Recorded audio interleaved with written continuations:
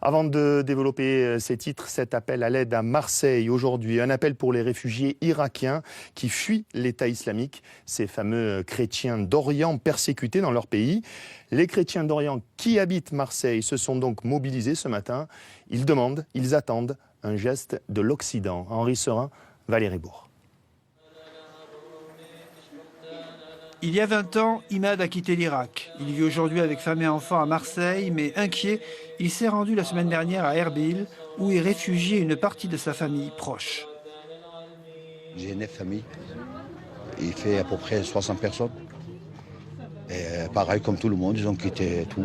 Leur maison, leur chambre, leur travail. Et dans 1 heure ou 12 heures, vous trouvez vous-même dans la rue. Il n'y a rien, ni à manger, ni à boire, ni à rien.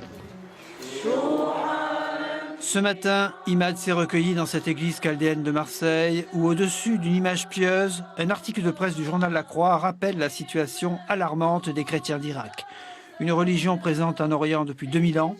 Pour ce prêtre chaldéen, l'église doit être plus que jamais aux côtés des chrétiens persécutés. Elle est présente à côté de la communauté chrétienne et toutes les minorités d'ailleurs. Elle fait ce qu'elle peut, mais il faut savoir qu'elle ne peut pas faire grand-chose. C'est le rôle de la communauté internationale. Aujourd'hui, c'est tout un peuple qui souffre. Il faut les aider. Il faut même les accueillir en France, quitte après à ce qu'ils puissent retourner dans des conditions correctes en Irak et en Syrie. Mais il faut les faire venir. La ville de Marseille envisage une collecte de vêtements, nourriture et médicaments, mais aussi la mise en place d'une cellule d'accueil. À Erbil, le consulat de France devrait recevoir près de 40 000 demandes de visa.